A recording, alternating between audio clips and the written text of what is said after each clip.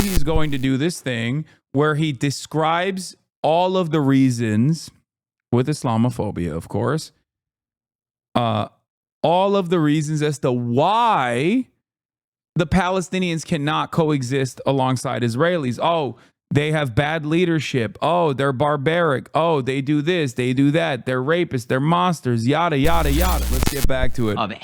Ben Shapiro getting fucking absolutely cumstered and dumpstered by a bunch of wokes, okay? This is where the wokes fight back, folks. We watched pieces of this yesterday. It was fucking awesome. It was cathartic. It was fantastic. And I'm very excited to finish this off. This is about Israel-Palestine and peaceful transfer of power. I definitely just want to watch the Israel-Palestine proportion of this because, like, it's a good ass video. It's a good ass video. It got 5.7 million views in one day. It's so fucking good. I've never seen. It's literally just like a sequence after sequence of just Ben getting clapped up. It's like when he goes on these college campus tours and shit, and it's Steven Crowder style change my mind as videos where he like obviously he has a you're a slave to the numbers, let it go. What?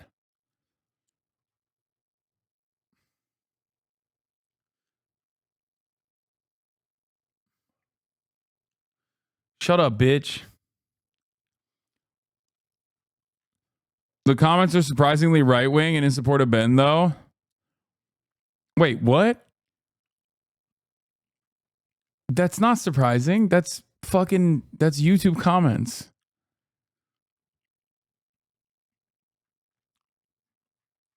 That's just YouTube comments. Who gives a shit? Watch it with your own two fucking eyes and make that assessment on your own. Let's continue. How asylum is actually interpreted. So my next claim is Israel-Hamas war would not have started under Donald Trump. Now, he said a bunch of fucking ridiculous statements in the beginning of this, and I'm just rewatching it for those. Is the Israel-Hamas war would not have started under Donald Trump. Genuinely a fucking stupid-ass point to make. Like I've mentioned time and time again, the Abraham Accords, moving the embassy to Jerusalem, recognizing the permanent annexation of Golan Heights, which is occupied Syrian territory by Israel, are all things that Donald Trump did to greatly escalate the conflict, write the Palestinians out of the equation entirely, causing them to recognize that they had no way out but to fight. It's good. This process has gotten more conciliatory over the course of time. Okay, so what evidence do you have to support that claim? Okay, so the latest reports from the New York Times of internal papers from Yahya Sinwar suggested that he was essentially counting on Iranian interference and help with the October 7th attacks, and that was incentivized by the fact that Iran was attempting to forestall any sort of deal between Israel and the Saudi government for Saudi to join the Abraham Accords. It was very well known at the time, and I happen to know that the Saudi government was very much ready to join the Abraham Accords if Donald Trump had been reelected. If that had happened, that would have forestalled Hamas action because the incentive to have done what happened on October 7th would largely have been gone at that point. The entire purpose of that attack was to prevent the formation of a broader Sunni-Israeli alliance in the Middle East. Do you think the incentive of October 7th was simply Iranian plot? I think that the Iranians were certainly interested in facilitating the Hamas attacks, and without Iranian support, it would have been very difficult for Hamas I want to ask you, do you think that the conditions in Gaza in any way factor into October 7th? I mean, I think that the conditions in Gaza certainly factor into support for Hamas.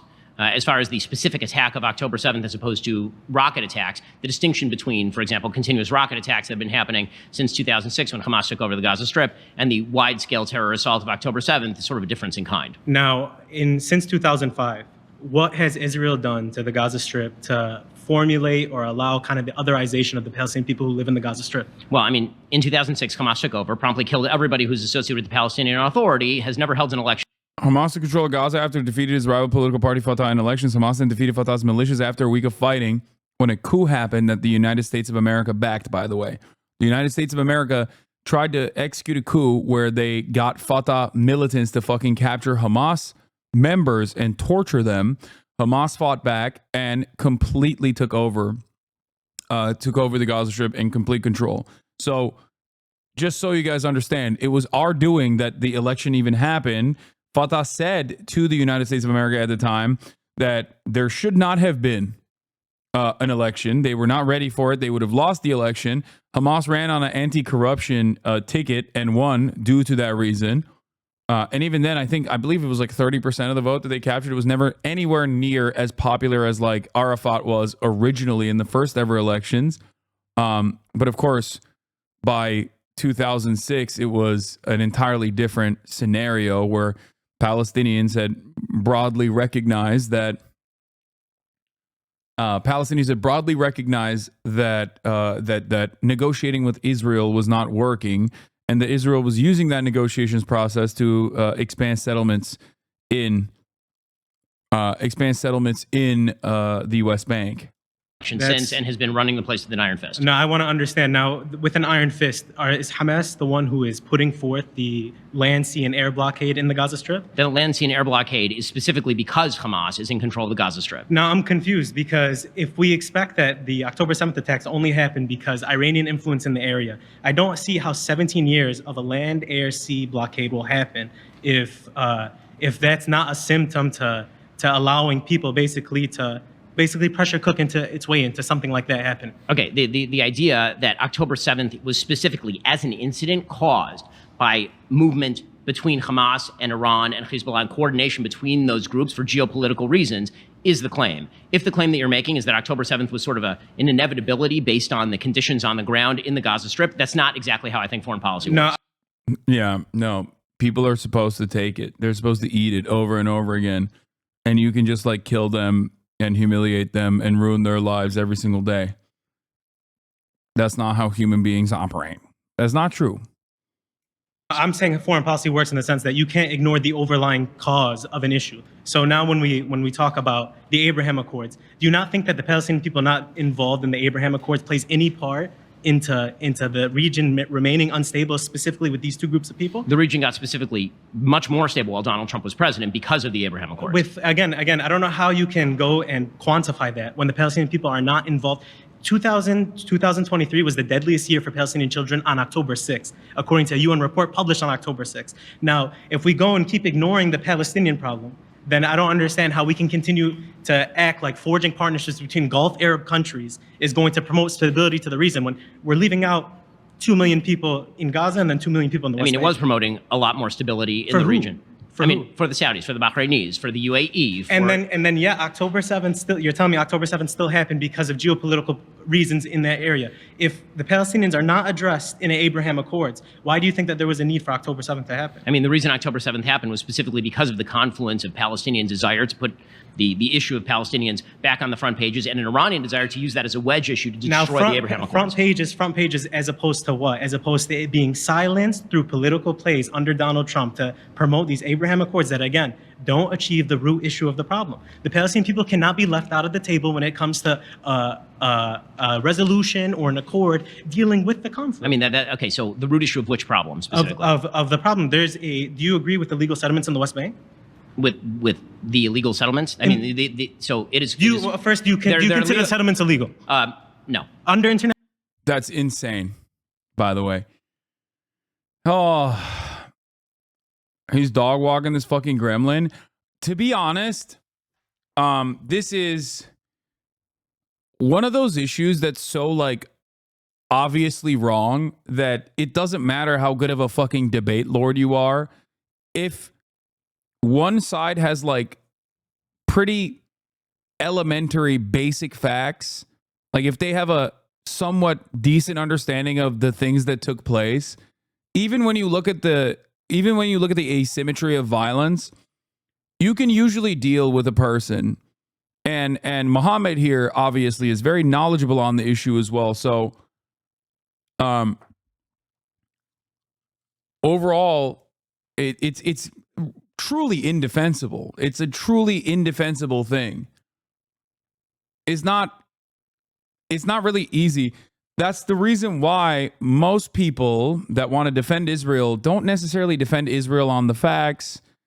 They usually defend Israel by saying that, by trying to trap you into saying something and then claiming that it's anti-Semitic.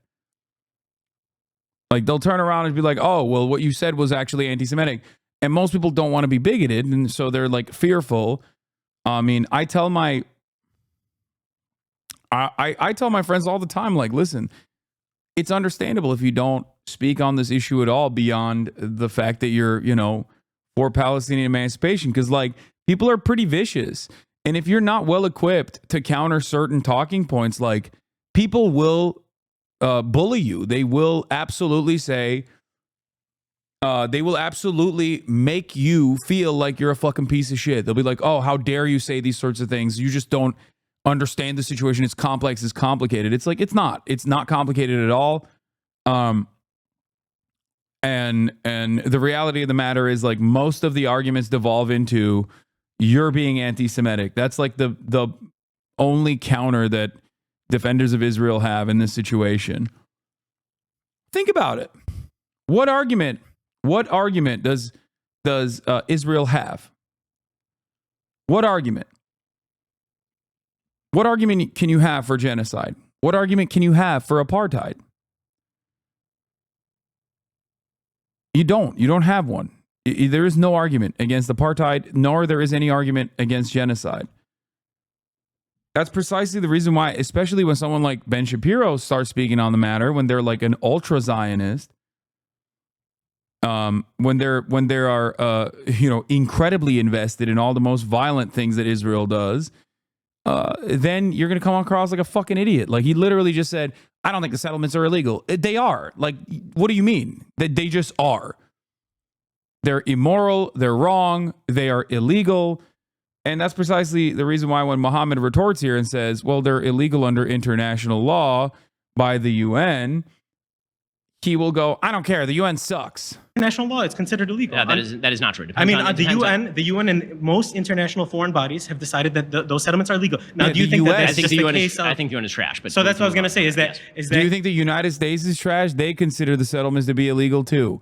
So like, there's nothing. The UN is trash. The EU is trash. Everyone's anti-Semitic. Everyone's anti-Semitic. Lo and behold, all of these international institutions are actually operating on anti-Semitism. Yeah, Your Honor, I don't.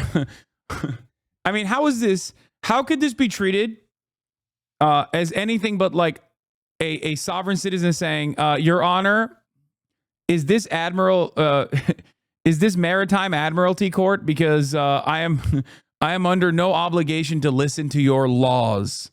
Okay, that's it. That's what you're doing in this situation.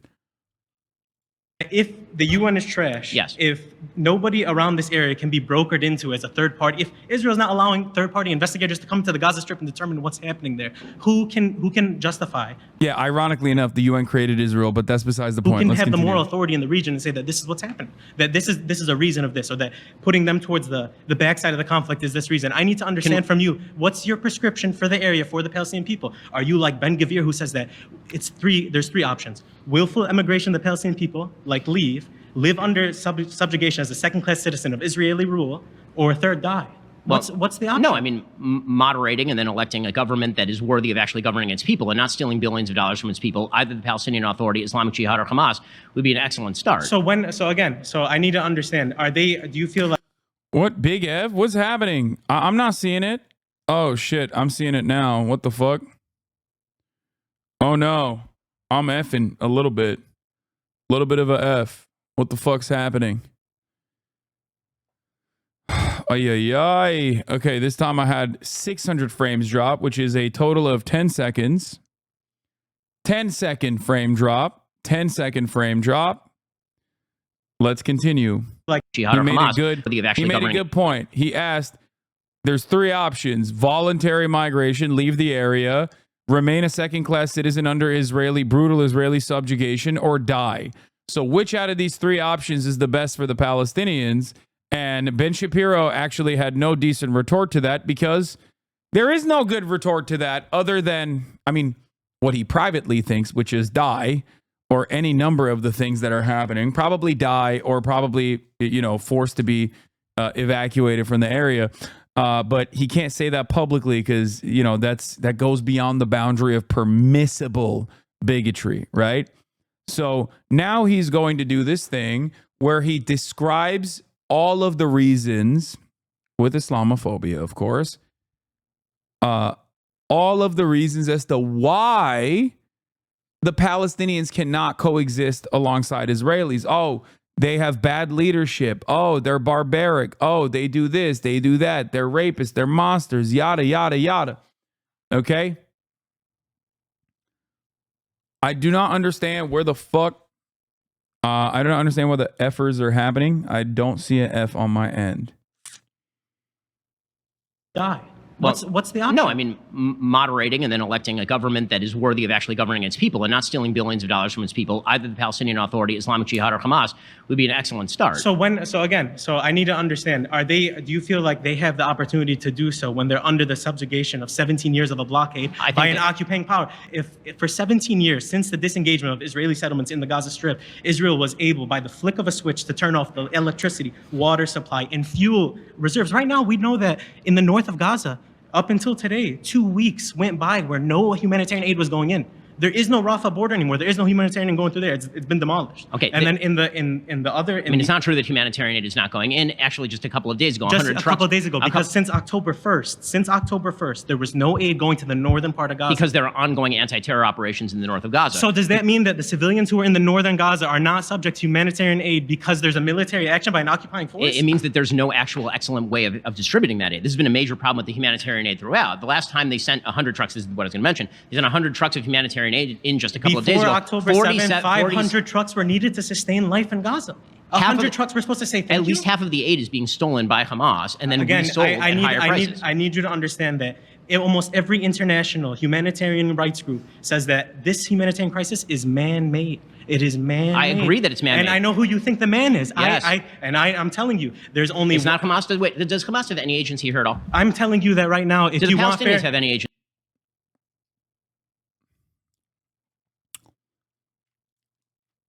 It is ridiculous when we are talking about the Israeli blockade and he's like, it's because Hamas is stealing all the food. You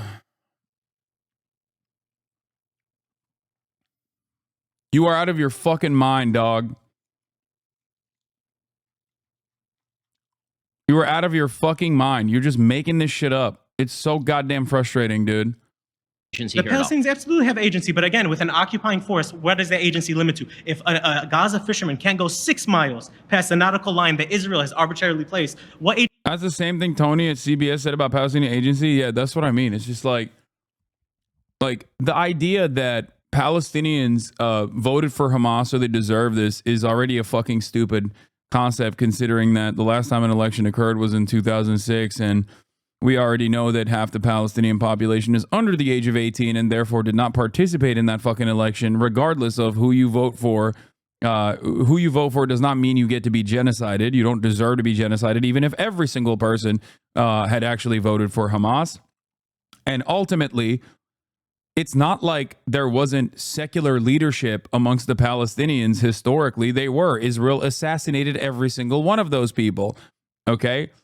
Decade after decade after decade of ritualistic humiliation, murder, assassinations, a blockade to boot, sieges over and over again. And yeah, of course, people are going to be like, yeah, fuck these guys. Yeah, there is no evidence whatsoever that Hamas is stealing aid, for the record. Headline from this morning: more Israeli lies and deception to justify the starving of Palestinians. U.S. envoy: Israel hasn't provided specific evidence Hamas is stealing aid shipments. They just say that and no one can fucking verify it. But if you can't verify it, you know what you can do? Imagine that Palestinians are barbaric, rapist, fucking bloodthirsty monsters. So that must be happening. agency is there? Why do you think that Israel placed that line? Again, that's what I'm telling you is that how Just do you for fun expect, or what? Again, do you think Israel wants soldiers in the Gaza Strip? Again, here's the thing. Because they literally pulled that road out in 2005. I know that high level cabinet members in the Israeli government right now is saying that we're going to resettle in Gaza. That this is the plan. That we're not going to fringe position in the Israeli now, government. Do you agree with that position? Do you? No, with the resettlement of the Gaza Strip, no. Okay, so you want the Gaza Strip to remain Palestinian land? I'm perfectly happy for it not to remain Israeli land, but that doesn't mean that it can be governed by the current entities that the Palestinians are choosing to govern themselves. The last entity they did, Israel pulled out in 2005. A terrorist group now ruled the region and then promptly used it to build kilometers of terror tunnels that outsize the London subway network. I want you to understand, Ben, that there is no way for any type of democratic institution or process to happen in the Gaza Strip when there's an occupying force who will go and subvert it. If you have Israeli parliament, so they don't have agency. If you have, it's hard to when there's an occupying force under your throat. Believe it or not, it actually is not that hard not to vote for terrorists. It 100%. It is not. It's not that hard to not vote for terrorists. So why the fuck does the Israeli society vote for them every fucking single time?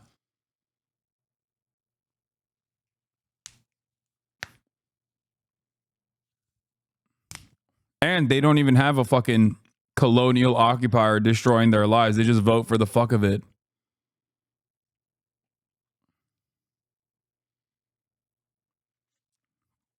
Yeah. I slap the terror sticker on everything that Palestinians do. I win the argument. This is it. It's quite simple, really. If I say everything that Palestinians do are terroristic, then you can justify whatever kind of inhumane, cruel, barbaric nonsense you subject them to, you know? It's not. It's 100% impossible for you to go and make that distinction when there is no alternative. Right now, that is not. Like, it just doesn't. It's so fucking stupid. Ben Shapiro endorsed Trump. Yeah, I know. He loves Donald Trump. Also, it's really funny when people go, it's really easy not to vote for a terrorist. What are you saying, Ben? What the fuck are you saying? You already admitted that they haven't had an election since 2006. Not only that, but also beyond that, we're in the United States of America, and the two choices are basically fucking marginally worse Hitler. What the fuck do you mean? No, it's actually pretty hard not to vote for a rabid psychopathic administration. Not true. There's not an alternative. No, there is no alternative to life under no occupation for the Gaza Strip. Again, I'm asking you simply, is that right now, if you have Israeli parliament members, Knesset members who are saying that we plan on resettling Gaza, that this is not a government position. No, again, these are people who can. That is a government position. Ben, it is a government position. They're in the government, and not only is it the government position, your position is always, oh, well, after the settlers do the deed, then I think it's good. You already said that you don't think the settlements are illegal. You're a fucking terrorist. Like, straight up. I hate this. I hate this double standard. Like, you can't, like, nobody will ever see Ben Shapiro in that way. No one will ever look at what Ben Shapiro is saying as like the actual real pro-terrorism argument, because of the way that the American society is aligned with Israel, because of the way that like our understanding of violence works. We just never think that non-state entities, non-state actors are ever in the right until, multiple decades later, when we write it in the history books as like, yeah, okay, maybe they had some good points. It's very frustrating. Fracture the government of Israel. It is a government position. The government of Hamas that is currently holding 100 hostages, including babies. This war would be over today. And the hostages should be released, and no civilians should be involved in the conflict. Should Hamas surrender? So I want to should Hamas surrender? I think that there should be no civilians involved in this. Should Hamas surrender? Surrender to who? To the Israeli government. Will the Israeli government stop bombarding civilians if that is? Because if Hamas surrenders, yes. Because right now we saw them march from the north to the south of Gaza, and they said that the whole goal of this war was to what? Was to return the hostages, correct? I mean, there was a dual goal. One was to destroy Hamas, and the other was to return the hostages. See, that's the thing. When I come to the table to argue with someone, I want to assume that there's good faith, not that there's a dual goal or dual ambitions in the process. Of course, there's a dual goal. Because if there were no hostages, the singular goal would be the destruction of Hamas. Okay, now understand this. Netanyahu will continue. He just basically said that hostages are fucking bullshit because he's such an ultra Zionist. He's like, well, if there was no hostages, and the goal would be still the destruction of Hamas. Okay, well, we're watching the destruction of Hamas unfold right now. So you're saying you're pro-genocide with or without the hostages, Ben. You basically admitted the Israeli government's position, dumbass. So fucking stupid. Continue to project this war because he's facing crime and bribery charges. So there's no, again, I need to understand, Ben, if there's no... Oh yeah, this anti-Semitism, this a 47-minute video that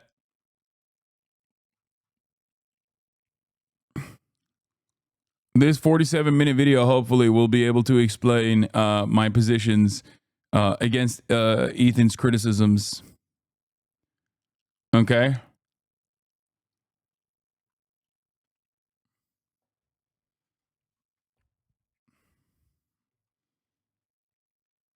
I don't know why they titled it like that. That's pretty funny.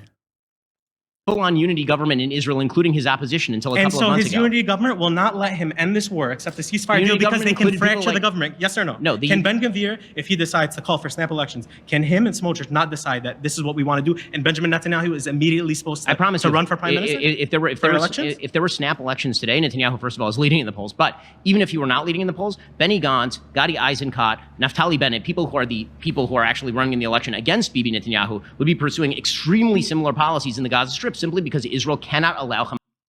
He's right. Ben is right. And this is the problem with people who are pro-Israel. They're so invested in this alternative reality in their mind that what Israel is doing is right, that they do not come across they think that they're coming across as like sane. Well, everybody in Israel agrees with this policy, so obviously it's good. Whereas to the rest of the world that is not as like invested,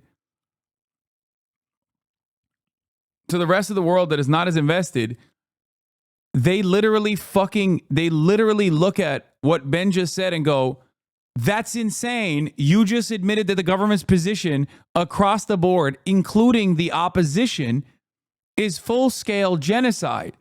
Ben doesn't think it's genocide, but the average person does.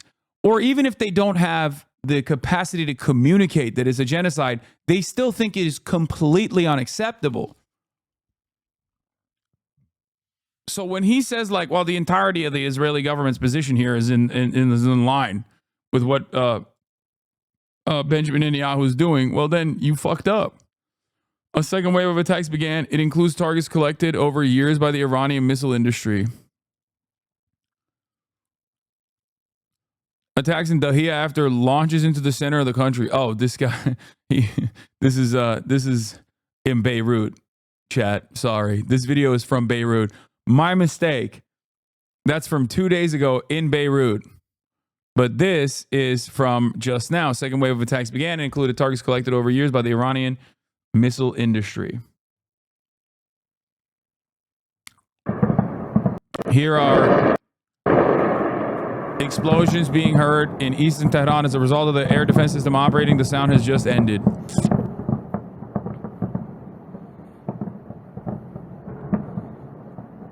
That's kind of crazy, dude. This is like, damn, Iran's got better fucking systems than I thought it did. Hassan is the Shapiro of the left. The only difference is Hassan is more often than not correct, while Mr. Dry Pussy is always wrong. I don't think I'm the Ben Shapiro of the left, but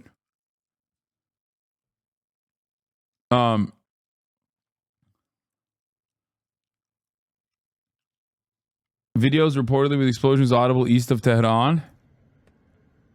Video reportedly with explosions audible east of Tehran.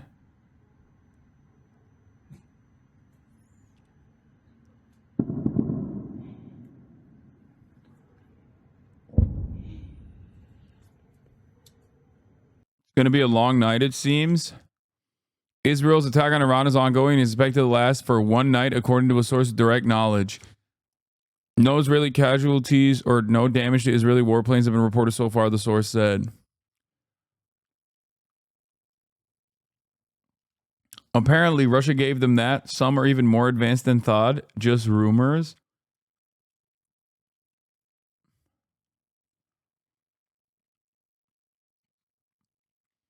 As a nerdy defense guy, those look like legitimate interceptions. We'll have to see the damage reports from third parties later, but it was a successful interception, that video. Yeah, I didn't know they had it like that.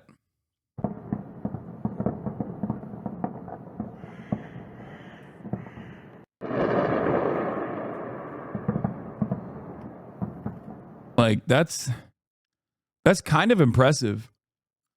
You always underestimate Iran. No, I don't. I mean, I guess I do. Yeah, I do. You're right. Because, like, it's not that I'm underestimating them. I'm just looking at the situation with honest eyes. Like, what the fuck do they have, dude? They're like full tilt sanctioned. Like, it's kind of crazy that, dude, I'm not underestimating Iran when you consider that the fucking former president died in a goddamn helicopter that was running with like scotch tape. Okay? A helicopter invented like multiple decades ago, damn near a fucking century ago, that had like old ass parts that are also still multiple decades old. Like, that's not. Yeah, I don't expect them to have like the latest and greatest technology in the same way that like Israel does, or in the same way that the United States of America offers Israel. Their domestic arms production, save for planes, are near peer. Well, their missile systems are pretty solid. We knew that already, and we saw it in action. It's just that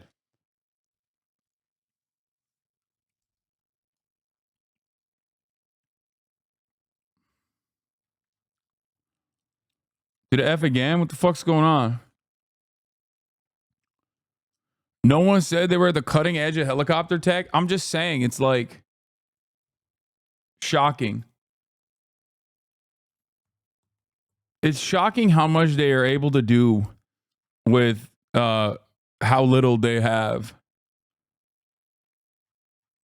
You know, it's effing a little bit again. I don't know why.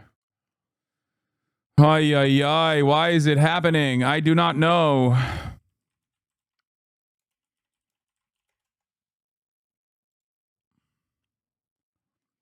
It's like weird because on my end, I have 33 upload, like 33 megabits per second upload.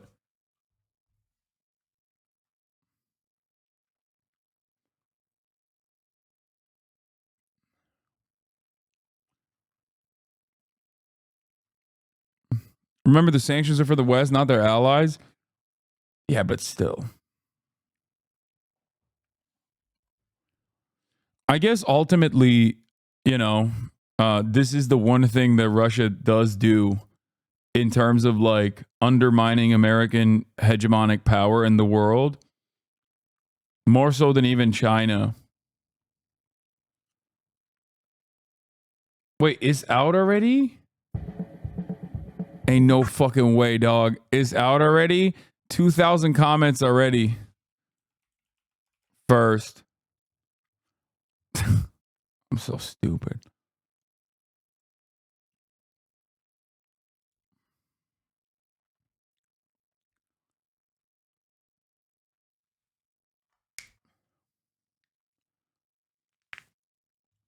I can't do this today. I'm going to do this tomorrow. I'm just letting y'all know. Urgent. The Israeli attack is still ongoing. Sites in Tehran and other Iranian regions have now been attacked by drones.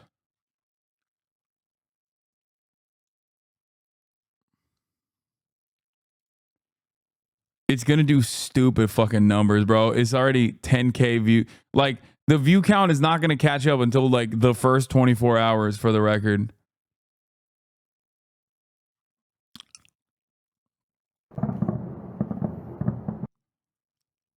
All right, let's keep going. Hamas to continue to govern the Gaza Strip. Awesome. So then the hostages are placed second to this. So this isn't about, there can't be two dual goals. Of course there can. How? Why could there not be two Because dual one goals? of these goals is completely antithetical to returning to the last one. What? How? Because when in fact, they are deeply connected. If Hamas does not surrender, how are the hostages getting back? Again, I'm saying because. Oh, good question, Ben.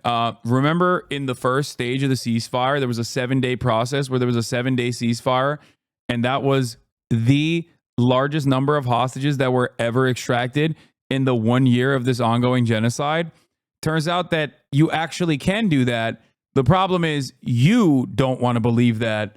So you just, I guess, forgot that happened. Every operation that dealt with returning the hostages involved the death of arguably more civilians and more hostages in the area. Yep. I can't believe they did this to Muhammad. I can't believe that. He should have kept cooking. Hey, Ben, nice to meet How's you. it going? Don't shake his hand. So just returning to the prompt that the war in Gaza wouldn't have started if Trump were president. Yes. The reason that I disagree with that so vehemently is just looking at history. I don't think that the bombing of the Beirut embassy would have happened if Jimmy Carter had won in 1980. I don't think that Nixon is responsible for the Six-Day War. For the Yom Kippur War. I don't think that if Dewey had defeated Truman, that Israel wouldn't be independent. Israel is a sovereign state. They make their own decisions based on their own security issues. We're both Jewish men. I think we can both say that Jews are very independent and that we don't need to be told what the U.S. government wants to be able to make our own decisions. So for all those reasons, again, just looking at the history of the region and how all these other wars developed because of situations on the ground, I just think that it's unfair to say that either political party in the United States is responsible for the war-making policy of the Israeli government, whoever is in charge. Okay, but we're not discussing the war-making policy, which was a response to October 7th. The claim was really whether October 7th would have been launched by Hamas, knowing that Israel has complete military superiority over Hamas, which Hamas must have known. Why that gets launched on October 7th, why that didn't happen, for example, under Donald Trump or any time in the intervening 17 years from when Hamas took over the Gaza Strip. And the rationale that I'm suggesting is that basically, the Biden administration came in. They decided to take an antithetical view to the Saudi government, not just the Israeli government. They came in, they were very unfriendly to Saudi Arabia, for example, delisting the Houthis as a terrorist group. They started to draw closer to the Iranians in an attempt to pursue a revision of the JCPOA. They attempted to draw distance between themselves and the Israeli government. Hamas saw this, Hamas and Iran saw this, and they decided that the best way to put pressure on the Abraham Accords more generally and to forestall any prospective peace deal between the Saudis and the Israelis would be. It's so funny. He just keeps repeating this argument as though, like, it's the lack of agency afforded to the Palestinians that caused October 7. And this fucking dumbass keeps repeating it as though it was actually really good. Like, someone should ask Ben, what kind of material support does Saudi Arabia ever offer the Palestinian cause? Like, what have the fucking Saudis done for the Palestinians? What have they? Saudi Arabia and Israel's relationship was already above board. It just wasn't on paper. Allowing direct flights from fucking Tel Aviv to Riyadh is not going to change the dynamic at all. He's just routinely repeating this wrong point. To launch the attack right now. See, and what I would argue is what was much more relevant to the launching of the attack on October 7th was Yahya Sinwar being released by the Israeli government in exchange for the name of the soldier. Gilad Shalit. Gilad Shalit. Gilad Shalit, thank you. That happened 10 years ago. I mean, that was 2000. I know, and I think you would acknowledge that the sophistication of this plan would have taken years. I don't think it was planned in relation to anything the U.S. government was doing. Again, I point to all of these other attacks and wars that happened over the year. What? What does this have to do with anything? What? It had nothing to do with who was in power in the White House. It had to do with specific situations between the Palestinians and the Israelis. And I just don't think it's helpful for us to pretend that the U.S. is the determining factor in this war. I think you would agree. The reason it's helpful, I think, is because. Are we talking historically? Because historically, Saudis did a lot. Recently, they haven't. Yeah, bro. I'm not talking about fucking. I'm talking about MBS. Okay. I'm talking about the last fucking 20 years.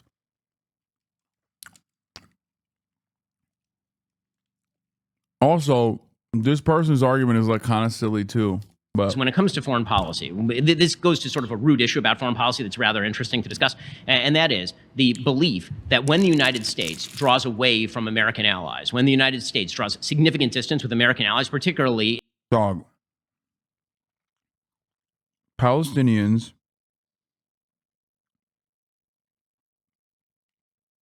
do not give a fuck about America's allegiance is to Saudi Arabia. They just don't want to be killed by Israel.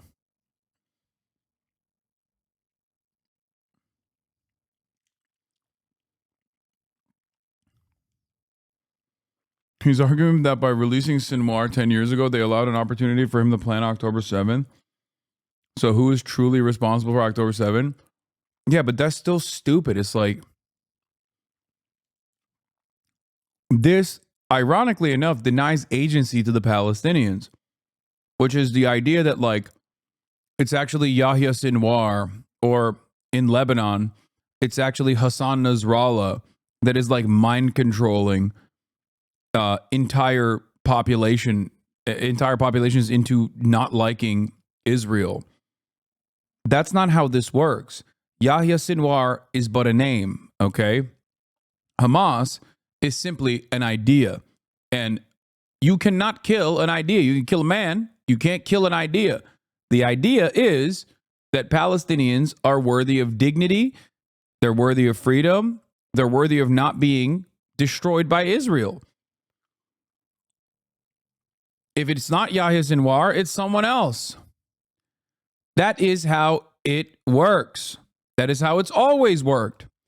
This is a reality that Israel itself also recognizes, acknowledges. I mean, Yoav Galan himself openly said there is no military solution to Hamas. Yoav Galan said that. He's a fucking ICC arrest warrant war criminal, you know? The application.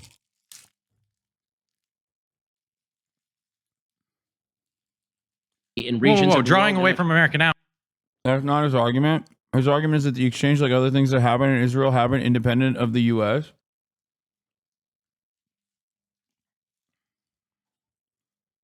I mean, I don't agree with that argument either. I don't think Israel gets to do anything it wants to. Well, there are some things that it gets to do, but America just lets it happen usually. Allies. That's Trump that did that. He's the one that says NATO's a bad idea and us being allies and having an internationalist foreign policy is a bad thing. To be fair, the actual policy of President Trump, which was to actually increase the amount of funding from each NATO nation into NATO. No. That was Obama. No, that was Obama in 2014. That was. Okay. It was. They increased the amount of defense Trump spending ran on under that NATO. issue.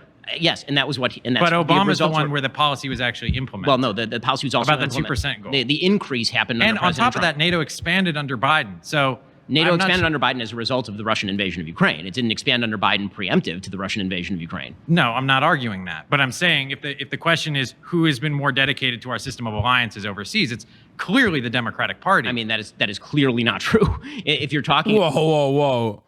Whoa, Ben. I mean, I think he got you there. Never mind. I take it back.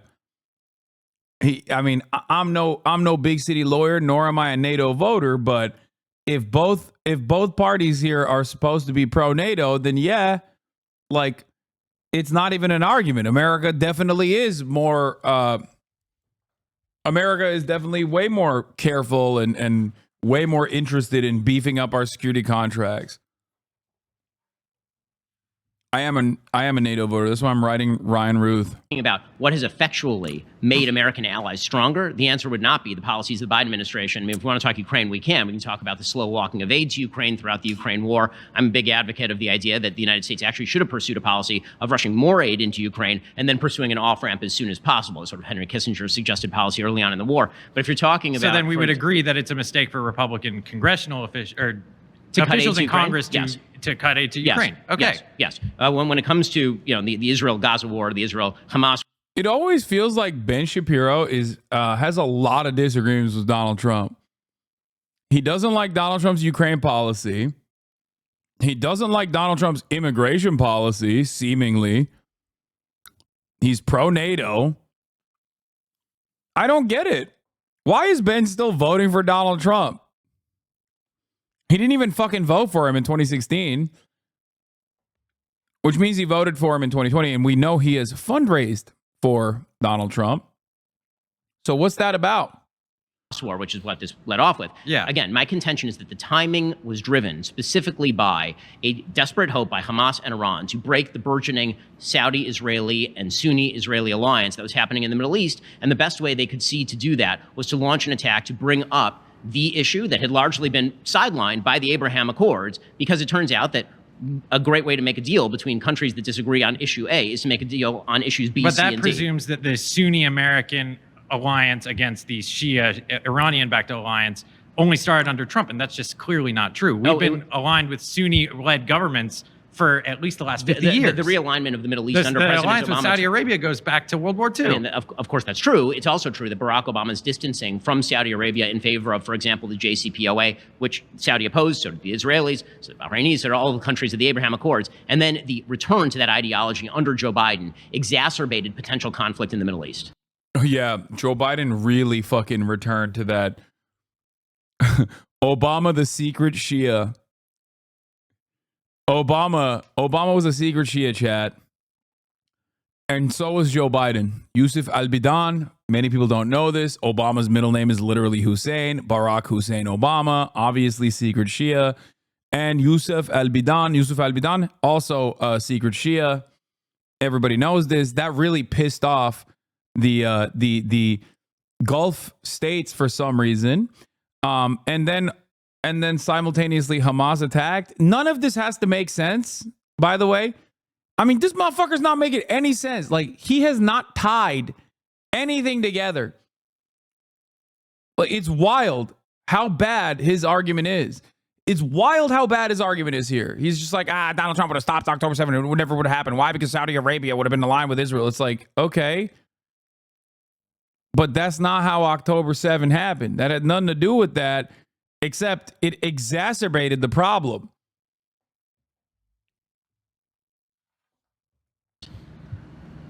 I don't agree with that, but if anybody else wants to go, we don't have a lot of time. Thank you.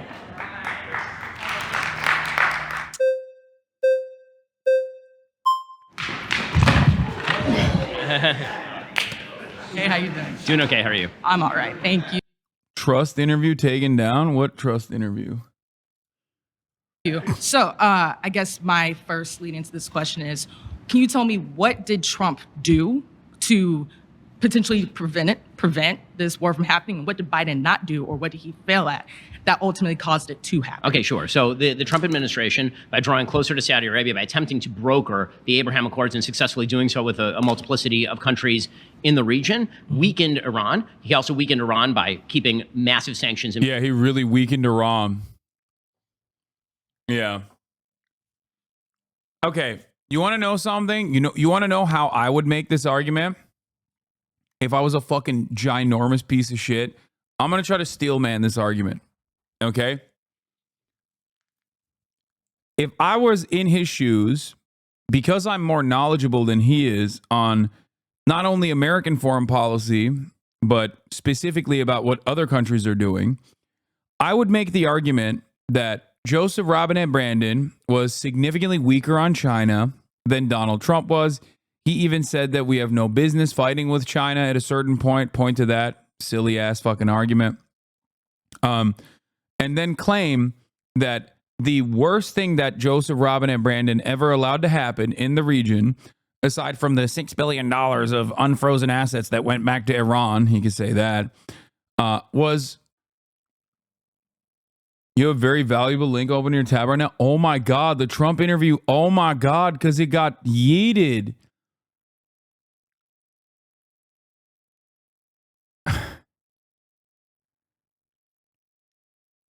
Wait.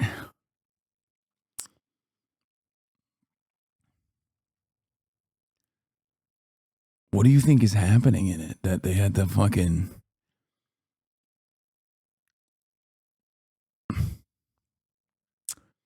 To be fair, Trump did kill a Quds Force major, but I'm not sure I would go so far as to say that Iran was greatly weakened by a Trump presidency overall. No.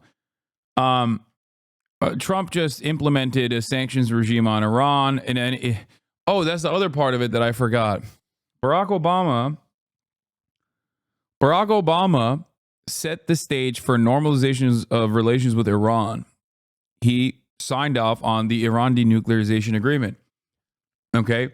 Donald Trump also fucking cast that denuclearization agreement aside and accelerated the Iran nuclearization program, and the likelihood of happening, the likelihood of it happening became a reality because of Donald Trump.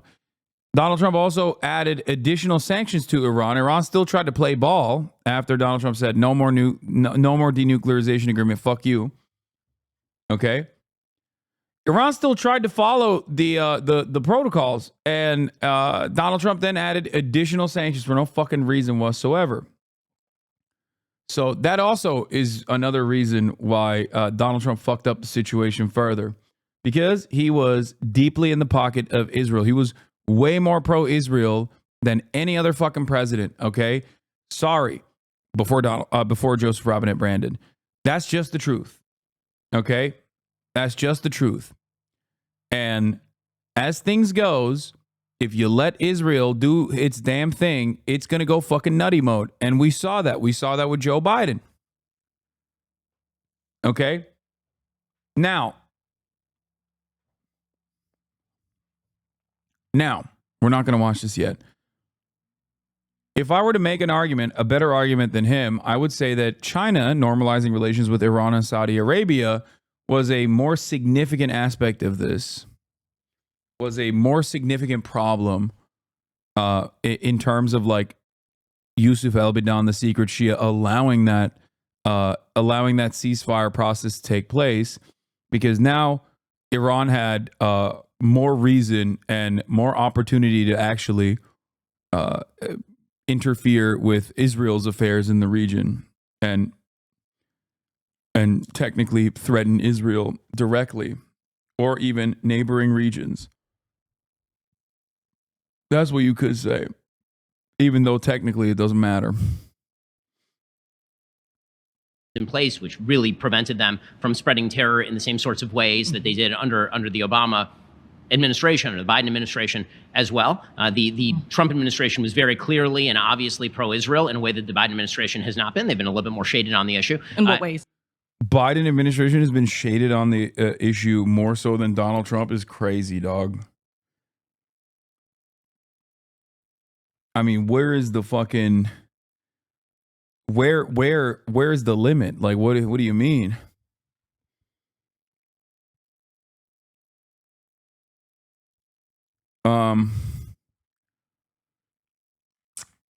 It's unlisted.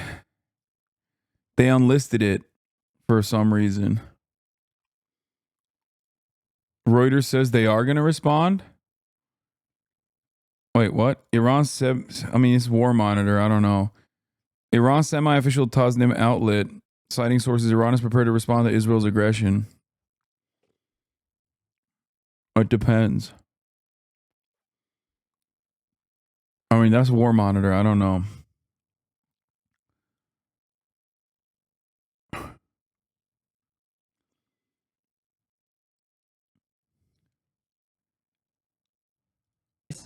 So the United States, for example, acknowledging under Donald Trump that Jerusalem was the capital of Israel, continuation of military aid to Israel. I like that he just keeps explaining why October 7 happened.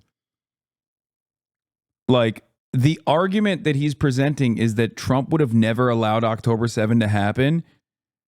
And it's hilarious because everything that you just said that Trump did is exactly what set the stage for October 7 to happen. Also, Biden has said more times than Donald Trump that he is a Zionist. And he's been saying it for a lot longer than Donald Trump publicly, too. Biden has literally outflanked Israeli officials in times of conflict to be like, I would have killed babies if I could. So, no, there are very few people in the American government that are as pro-Israel as Joseph Robinette Brandon. Straight up. Very few people. Like, Donald Trump has done a fuck ton for Israel. A lot more than any other country, a lot more than any of our other allies. But there's a reason for that. It's because Sheldon Adelson gave him hundreds of millions of dollars. Okay? If Sheldon Adelson and other pro-Israeli groups had not given him so much money and made very clear-cut demands, okay, Donald Trump wouldn't be as pro-Israel. I know that for a fucking fact. Now, this doesn't really matter because they did give him that and he did do those things. And now Miriam Adelson is also giving him another $100 million. So obviously he's going to continue being pro-Israel. Okay? Joseph Robinette Biden, on the other hand, is an ideological Zionist, like committed. A committed Zionist.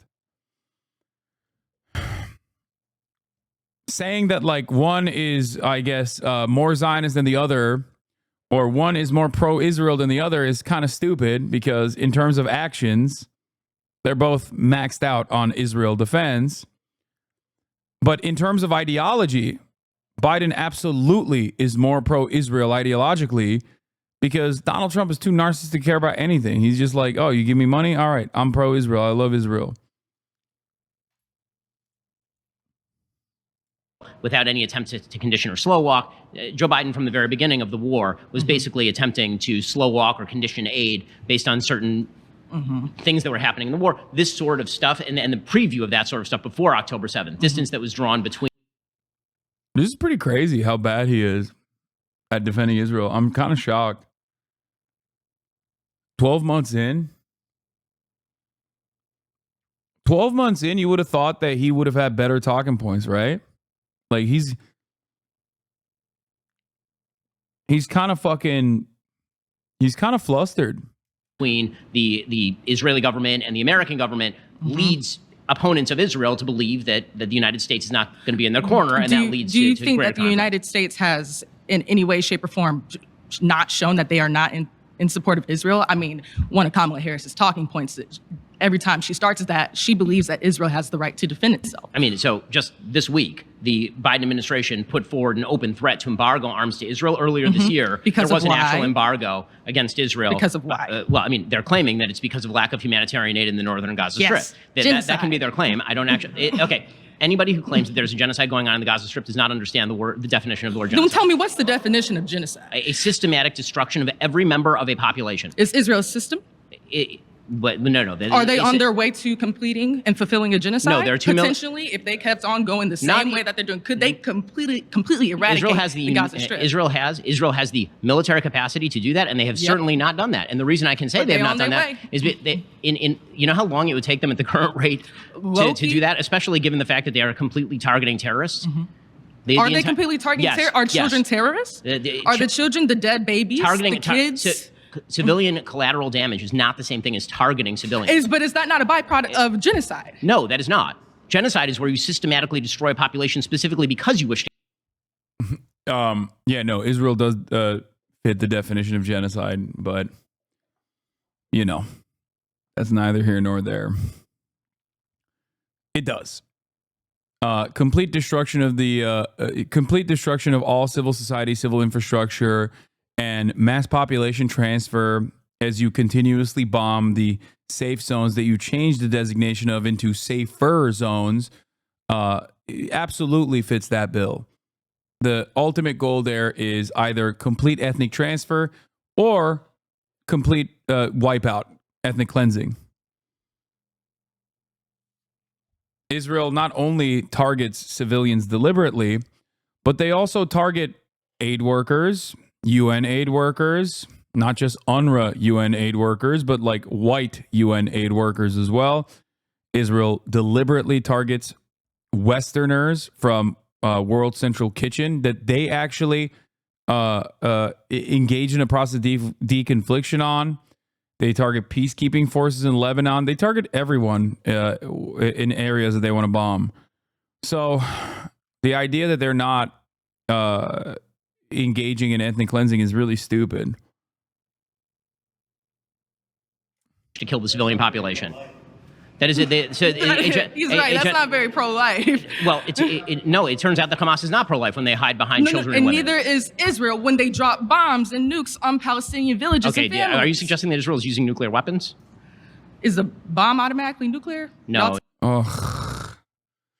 No, Israel's not dropping nukes, but it doesn't need to drop nukes. The nuclear fallout would be too damaging to Israel itself because the distance between Gaza and like Israel proper is too small. However, Israel has dropped metric tons, 5 metric tons of more than 5 metric tons of munitions, which is the equivalent, I believe, of like what, 5 nukes or 6 nukes at this point. Doesn't really matter. It's not a direct one singular nuke, but the damage that it has done to Gaza is both order of magnitude on the munitions front, and also in terms of the damage done to all of the infrastructure is the equivalent of multiple nukes. So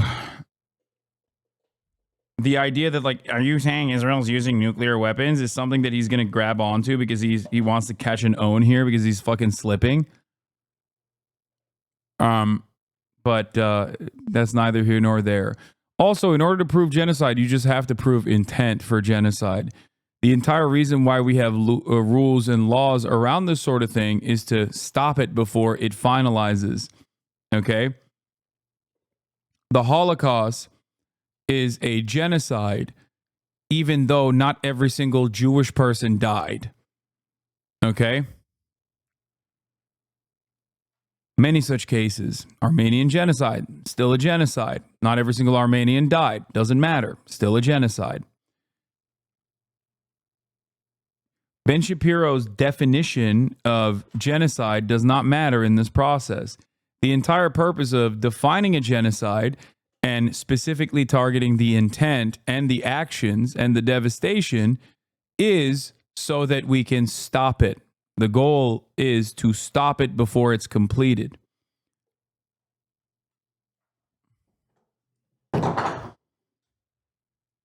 Yes, mass displacement also constitutes like mass ethnic transfer, population transfer on the basis of ethnicity, which is precisely what's happening. So it's not like, oh, well, the Holocaust only killed 6 million Jews, so it's not a genocide. It's not an argument that I would ever allow in this fucking community, and no one would ever allow it. And saying that only 52,000 Palestinians have been directly, or 45,000 Palestinians have only been killed by direct Israeli gunfire or Israeli rockets, and hundreds of thousands of Palestinians have been killed either under the rubble or because they can't get access to healthcare, medical care, access to adequate humanitarian aid, which Israel is voluntarily denying. Does not change the reality that it's it's not a genocide because 2.5 million people haven't been all slaughtered so far.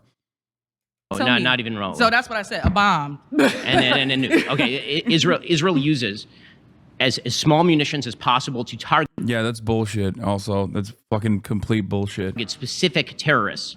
Okay, they do this using drone technology. They have to go through 4 layers of legal before any strike is actually approved by the upper layers of the Israeli government. I've seen this actual process in action. I've seen the actual footage at Palmachim Air Force Base in which Israel goes through the process and shows exactly how they have to go through multiple legal steps in order to green light a hit. Yeah, is that what happened with the World Central Kitchen bombing? Is that what happened with Hin Rajab? Is that what happened every single fucking day? Israel bombed the Jabalia refugee camp again, 150 dead, many women and children. That was all deliberate. Okay, well, that's not an argument you want to make, I think, because then you're saying they're deliberately killing tens of thousands of children. So, again, it's still a genocide whether you agree with it or not. It is a genocide. You agree with the reality that it's a genocide. You just agree with the ethnic cleansing. After all, Ben Shapiro literally wrote an article in 2012. I believe it was in 2012, might be a little bit earlier, titled "Transfer is Not a Dirty Word," in which he argued for genocide. Ben Shapiro famously apologized for that. It's one of the only things he's ever apologized for in terms of all of his old writings. He wrote an article where he advocated to round up every single Palestinian and then engage in mass population transfer. This is genocide, like definitionally. He wrote it in 2003. Okay, not 2012, sorry. He has since apologized for this article. Okay? He has. The issue, however, is that you can see that he does not disagree with that sentiment at all. He actually likes that argument. He just apologized because, optically speaking, being a American Jewish conservative pundit who was in favor of doing a genocide in writing was probably not the best idea for his career prospects. He doesn't agree with the optics of openly stating his desires, but he has, it's very clear that the things that he wrote here have not changed. The time for half measures is past. Bulldozing houses of homicide bombers is useless. Instituting ongoing curfews in air-populated cities is useless. Roadblocks, touch fences, midnight negotiations, and ceasefires are useless. Some have rightly suggested that Israel be allowed to decapitate the terrorist leadership of the Palestinian Authority. But he's talking about the West Bank here, by the way. The Palestinian Authority. But this, too, is only a half measure. The ideology of the Palestinian population is indistinguishable from that of the terrorist leadership. Half measures merely postpone our realization that the Arabs dream of Israel's destruction. Without drastic measures, the Arab dream will come true. In the short term, the establishment of a Palestinian state based in Judea, Samaria, and Gaza cuts Israel to the bone. In some places, Israel will be unthinkable 9 miles wide. In the long term, the growth of the hostile Israeli Arab population within the pre-1967 Israel bodes ill for the future of the Jewish state. As University of Haifa professor Aranon Sofer says, the trends and indicators all point to an economic and ecological catastrophe waiting to happen and the death knell of the ideological dream of a Jewish state. Here's the bottom line. If you believe that the Jewish state has a right to exist, then you must allow Israel to transfer the Palestinians and the Israeli Arabs. The Israeli Arabs, as in people living with Israeli citizenship inside of the Israeli boundary, Palestinian citizens of Israel, from Judea, Samaria, Gaza, and Israel proper. Every non-Jew, must be transferred, rounded up, and transferred. It's an ugly solution, but it's the only solution, and it is far less ugly than the prospect of bloody conflict ad infinitum. When two populations are constantly enmeshed in conflict, it is insane to suggest that somehow deep-seated ideological change will miraculously occur, allowing the two sides to live together. Welcome back, Adolf Hitler. This is literally Adolf fucking Hitler, okay?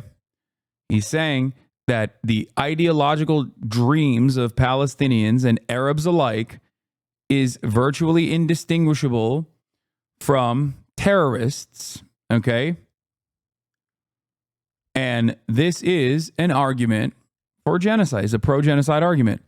His opinion, although he apologized for this article, okay, is genocidal.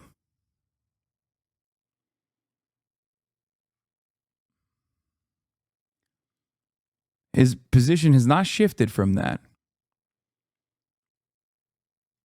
On a terrorist, and they have called, they've released footage of this, them calling off particular strikes if they believe that the minimal amount.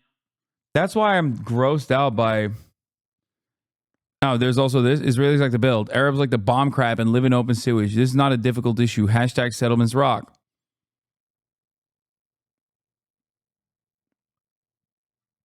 I want people to understand.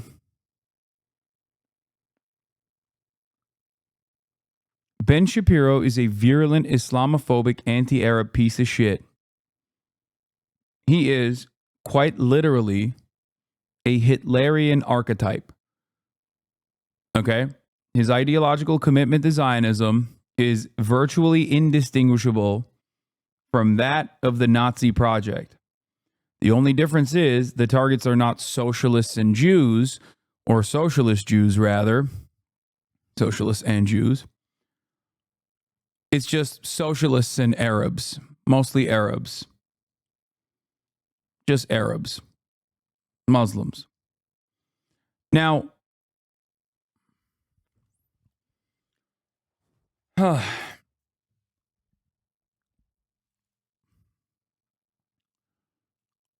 difference, however, is that this kind of sentiment is totally permissible. Let me ask you this. My name is Hasan. I grew up Muslim in a Muslim country in Turkey.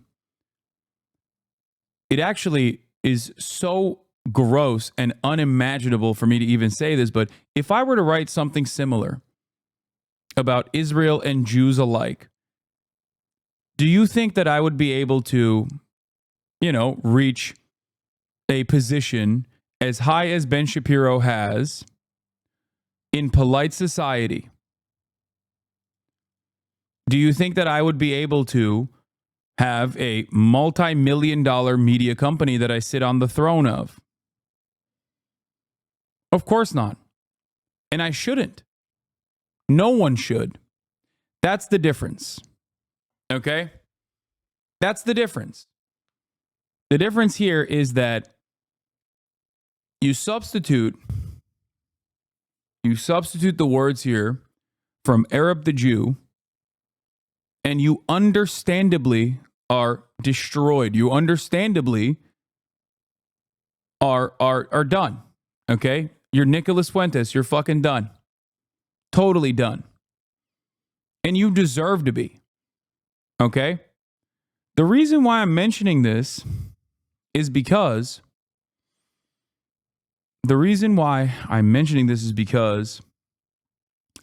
Islamophobia and anti-Arab sentiment alike is totally permissible. Okay? It's totally appropriate. It's totally permissible in ways that anti-Semitism, luckily, is not. I am not making an argument to make anti-Semitism permissible, contrary to what my naysayers who are regularly trying to smear me might say. I'm not saying that at all.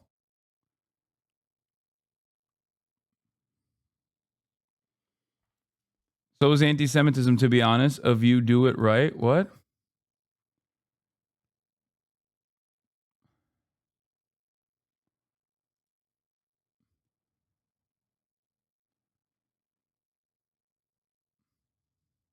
This is the double standard.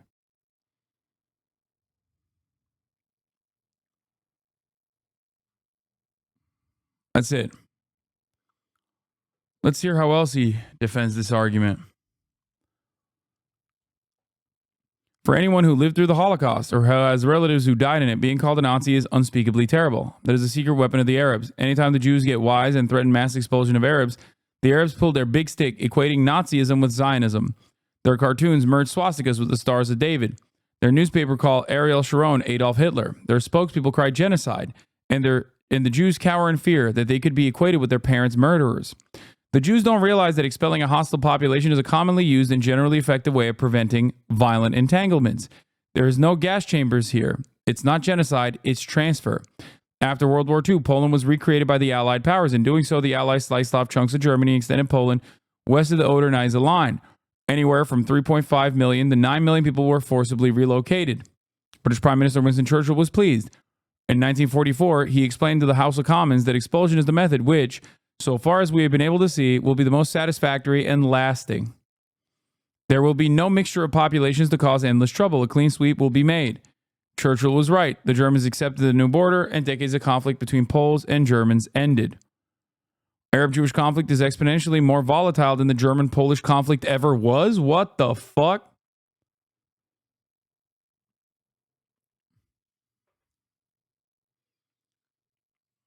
This entire argument basically is just him agreeing with Adolf Hitler, by the way. Anyway, if there was room in Germany for the German populations of East Prussia and of the other territories, as Churchill stated, there is certainly room in the spacious Muslim states of the Middle East for 5 million Palestinians and Israeli Arabs. If Germans, who had centuries-old connection to the newly created Polish territory, could be expelled, then surely Palestinians whose claim to Judea, Samaria, and Gaza is dubious at best can be expelled. The irony here, in terms of the population transfer, given what Israel is doing is closer to Nazi Germany, is an argument for forcible population transfer of all Israelis. I would never make that argument because I think it is inhumane. As a matter of fact, it is the reason why I even say that there can only be a one-state solution going forward, given that there are 750,000 Jews living in occupied East Jerusalem and the West Bank. This is why I advocate for a one-state solution. This argument that Ben is presenting, if history had a slant toward justice, and if he was even remotely honest, considering the closeness in which Israel is operating to Nazi Germany, would mean that all of the Israeli Jews would be relocated forcibly. This is an incredible cruelty. Ben, on the other hand, is making this argument not for Poland, but instead, oh my God, I'm effing again. Big F this time, seemingly. Oh, I don't know why. It's back.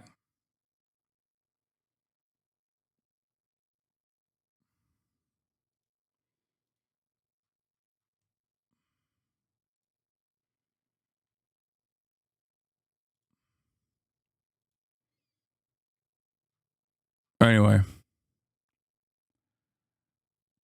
He ends the argument by saying it's time to stop being squeamish. Jews are not Nazis.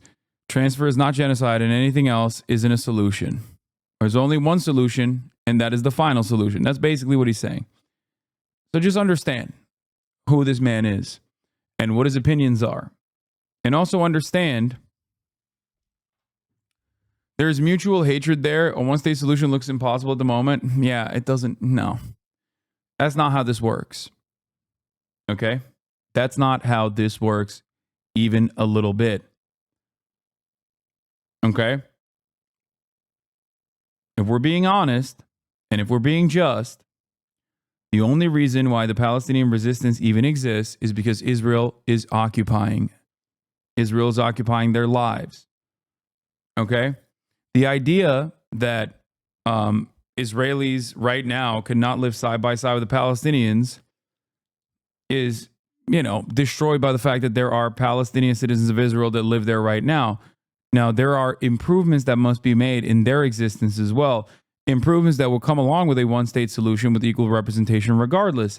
It would just have to be a secular state. Okay? History is riddled with conflicts such as this one that inevitably get resolved, and people then live long and comfortable lives side by side without ever even thinking about all the wars that were waged that led to that position. Apartheid, post-apartheid South Africa, abolition of slavery.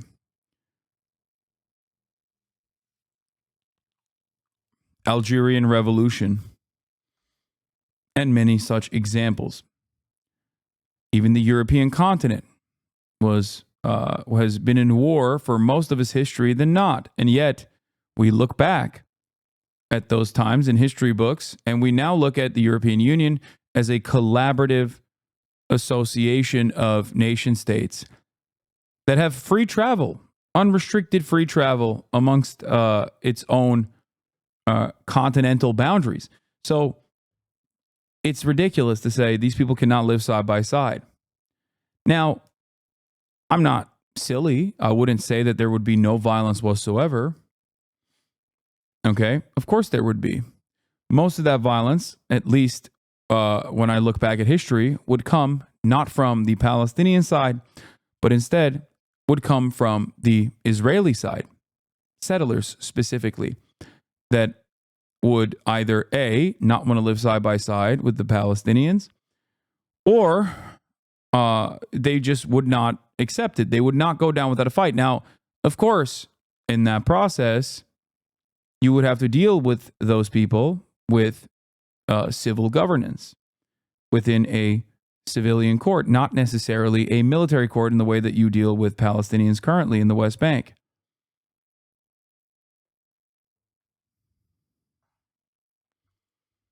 Amount of civilian casualty damage cannot be maintained. Okay. So the basic idea, again, what you're talking about here is a population of 2 million Palestinians who are living in the Gaza Strip. The total number of war dead at this point, according to best available statistics, is somewhere between 30,000 and 40,000 dead. Okay. That is not a genocide. It is a horrible, horrible war with horrible human casualties. Fact check, which is run by Hamas. 40,000 dead. Okay. That is population of the Palestinian territories was more than doubled Population of the Palestinian territories was more than doubled to over 5 million in 2022. Gaza's health ministry, which is run by Hamas, said more than 42,700 civilians have been killed in the war. Good fact check. Thanks, Jubilee. Fucking pieces of shit. Suck my dick. War. It's not a genocide. It is a horrible, horrible war with horrible human casualties. That is not. According to the UN, genocide involves acts committed with the intent to destroy in whole or in part a national, ethnical, or racial or religious Not group. a genocide. To your Definitionally, it is definition, not. which I will have to disagree with. But that brings me to my next question. Name a Do war you- that isn't a genocide by your definition. one that isn't a genocide? Yes. There's plenty of genocides. They've happened. I mean, I don't know no, what your point I is. need my point. This argument is fucking stupid. Okay? Like, you can say that America did not have the intent of ethnically cleansing all Vietnamese when they invaded Vietnam, even though the outcome resembled a genocide. That doesn't change the reality that this is still a genocide, what Israel is conducting, especially as Israel has no international right or jurisdiction to defend itself, quote unquote, as a belligerent occupier over Palestinian territories.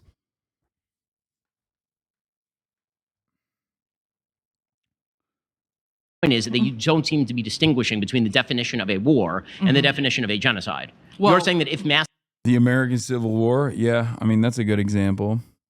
casualties happen, it is necessarily a genocide. I'm saying that is not true. Got you. My next question. Do you believe Israel has the right to the... Yeah.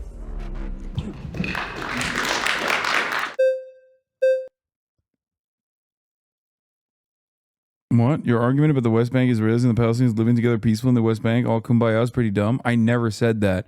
I said that there would be literally Ku Klux Klan style violence that Israeli gangs would subject Palestinians to, and it would have to be dealt with in a civil court system, okay, with rules, laws, and a police force. Violence would be likely in a one-state solution in the early stages, just like violence occurred in the Reconstruction period, where there were plenty of oppressive groups that wanted to restore the racial pecking order.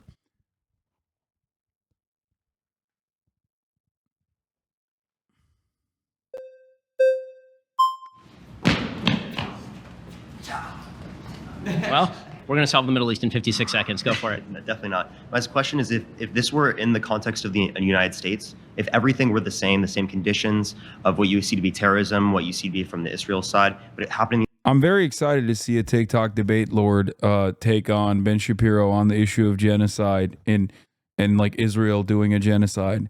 I want to hear from him, and I want to hear from the other one too. That's actually very exciting because, like, unfortunately, my understanding of debate lords has been scarred a little bit by the likes of Divorcelli, who is, the number one dick rider of Israel. So it's cool to see like a similar tone, but on the correct side of this argument. the United States and the innocent civilians that died were United States citizens, would you see the same thing to be justified?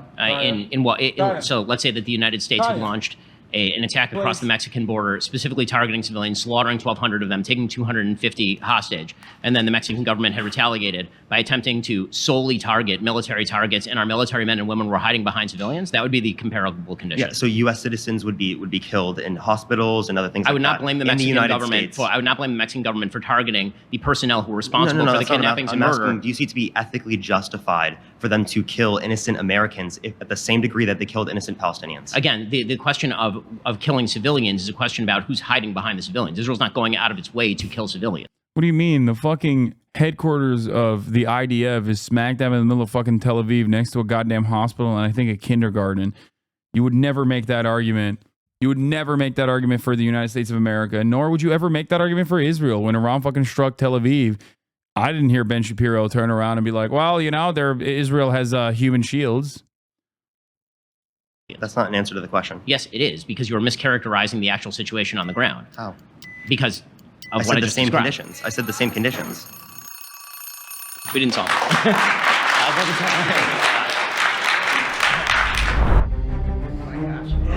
That sucks. I really wanted him to fucking cook his ass, dude. Oh, wow, so many friends, so many friends. Let's see. Yeah, the question is like, okay, Yahya Sinwar, killed by the Israeli state. Hassan Nasrallah, killed by the Israeli state in a crowded Beirut suburb. Okay? You consider that assassination to be a successful one. You probably celebrated it. Would you have the same exact energy if Iran struck Benjamin Netanyahu in his home in a crowded Israeli suburb where he resides, killing thousands of Israeli civilians? Would you consider that to be appropriate? Would you consider that to be good? You would not, Ben. You would find that to be an act of terrorism. That is because the underlying principle in his argument, and I know he doesn't consider that to be appropriate. The underlying principle in his argument is that only Israelis are human beings. Palestinians, Arabs, Christians, and Muslims alike are not human beings. The reason why I know this as a fucking fact is because he considers October 7 to be the worst act of terror of all time. He does not look at the kibbutzim as human shields. That's it. He does not treat the kibbutzim and the people that lived inside of the kibbutzim as human shields that were unfortunate human collateral in a military operation. That is the problem. We know that he does not consider it that way because he's been, talking about October 7 since October 7. What is this? U.S. and Israeli officials said that 3 waves of strikes took place. The first waves focused on Iranian air defense systems, and the second and third waves focused on missiles and drone bases and production sites. I guess that's it. Parker's Part is on Jubilee's second channel. How do you feel about Donald Trump saying that he wants to terminate What was the question, though? all articles found in the Constitution?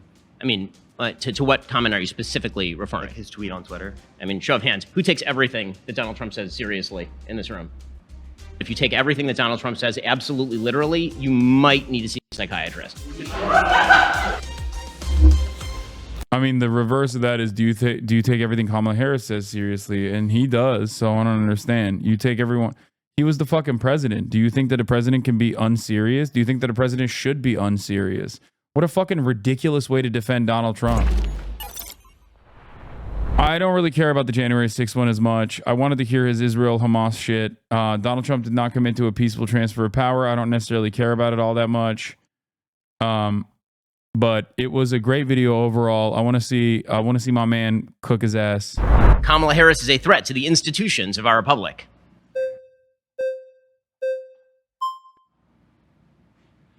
Not all at once there, guys. Hi. Hey, how's it going? Sierra, nice to Hey, meet you. nice to meet you. How's it going? All right, so I want to make sure that we have clarity. Can you specify when you say she's a threat to the institution so we can have a direct dialogue? Okay, so when I say a threat to the institutions of the republic, I'm really talking about the constitutional institutions. So the Constitution is a very finely wrought document. It's created after an enormous amount of consideration, and the checks and balances of the Constitution, ranging from the legislature and to the executive to the judiciary, those things, messing with the actual institutions is, in fact, quite dangerous. Pause. Can I inject? So Sure. when you say messing with, so we have somebody, our previous president, Donald Trump, right, who appointed people into the Supreme Court, right? Yes. And that have now put in act, they reversed Roe versus Wade, but they also put in act that a president can, under official acts, has immunity, legal immunity. So you don't think that messing with the 3 branches of governments that are official checks and balances in this country, what is based and paramount of the Constitution, which keeps it intact? So as a constitutional lawyer, that's a fundamental mischaracterization of the Supreme Court decision. So the Supreme Court decision that you're referring to actually sets up a variety of sort of different options as to official actions by the president. There are unofficial actions by the president of the United States. If the president were to be sued for murdering somebody, for example, that would be outside the realm of official acts of the president of the United States. Then there are official acts of the president of the United States, which would be, for example, the president of the United States signs a tariff or executive order. Understood. And then there's sort of middle ground. The middle ground sets up a presumption that the president may have official action, it can be overcome by showing a cost to the actual cost of the system. That's what the Supreme Court decision says. So mischaracterizing it as President Trump could, for example, drone his opponents, that's not something that even Democrats believe. If Joe Biden believed that, presumably. That is literally an argument that a United States Supreme Court justice directly asked, not the drone strike, but SEAL Team 6 was the method used in the assassination. A Supreme Court United States justice straight up asked Trump's own fucking lawyers if that would be permissible, and the answer was yes. Okay? Ben Shapiro sitting here and yelling at woke college students about how, this is not what that means at all, does not change that reality. Okay? Technically, this just creates another limit to prosecuting a president. It doesn't mean that you cannot get prosecuted at all. It just means that there is an additional standard applied to presidential actions as long as they are considered presidential actions. What constitutes as presidential actions, however, is whatever the fuck the Supreme Court also decides. Okay? So technically, yes, Joseph Robinette Biden could send the SEAL Team 6 right now to go and assassinate Donald Trump. And if he were to be prosecuted for this act, the Supreme Court would defend it or at least analyze it as potentially a presidential act. If he were to launch a successful defense claiming, well, Trump constituted a grave threat to the American future and Trump engaged in treasonous acts and this extrajudicial killing, especially since Biden isn't running for re-election. So it's not even a private citizen. He's not doing this in the interest as a private citizen. He'd be doing this as the American president. It'd be hard to fucking say that he was doing this as a private citizen, right? Which is the second indictment that came from Jack Smith after this Supreme Court decision came through, where Jack Smith refiled that exact same federal investigation, but this time taking out certain parts, Trump's communications as president with members of his cabinet and whatnot, and rewrote the exact same indictment as someone who was running for re-election. Joe Biden is not running for re-election. Technically, he could claim that Donald Trump, according to the internal reports from the DOJ, has engaged in acts that are considered treasonous, and therefore he had to be extrajudiciously killed by SEAL Team 6. That is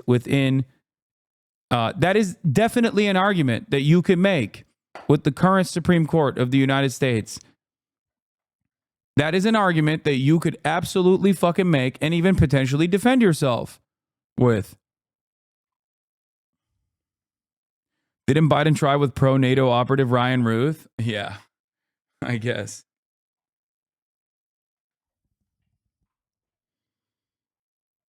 He would have tried to drone Donald Trump already. He doesn't like him very much. Okay, so thank you for that. So we don't have a lot of time, so I want to respond, all right? Sure. So let's move to something that actually happened. So we're not talking in hypotheticals. So Donald Trump was found guilty of inciting an insurrection. He has 34 felonies. So you don't think that that is a threat? You can't even vote. That's not accurate. He wasn't found guilty of inciting an insurrection. So he was impeached by the House of Representatives. He was acquitted by the Senate. Did Donald Trump incite an insurrection? He did not incite an insurrection by any legal standard. I disagree with a lot of the stuff he did between So I'm not asking the you about legal standard. I'm asking you, did he incite an insurrection? Yes or no? No, he did not incite an insurrection.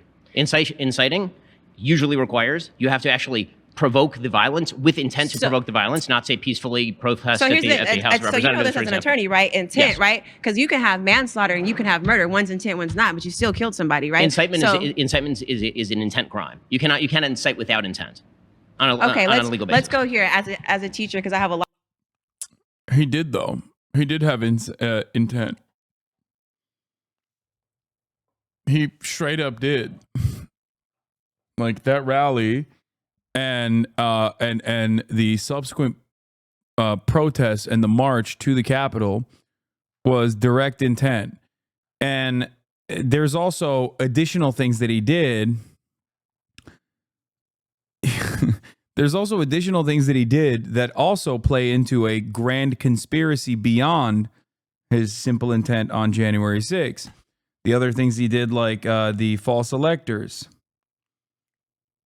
like the entire goal of stopping the authorization process that was taking place in Congress and trying to urge Mike Pence to stop the authorization, the vote certification process, was specifically so that they could put their false slate of electors in instead of the ones that were supposed to be certified. Now, it's a stupid fucking way to try and change the outcome of an election. Of course, it wasn't going to fucking work, but that's still illegal. You know what I mean? You can be a dumbass and try to rob a bank with a fucking toy gun, but that doesn't absolve you of the crime of trying to rob a bank with a gun. You know?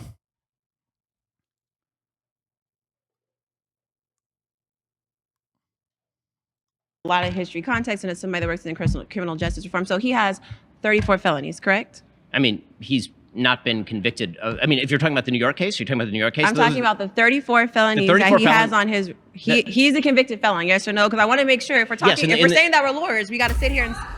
I'm so sorry. You've been voted out by the majority. Please return to your seat. That was fun. Thank you anyway. Same argument for genocide, by the way. I mean, you're not wrong.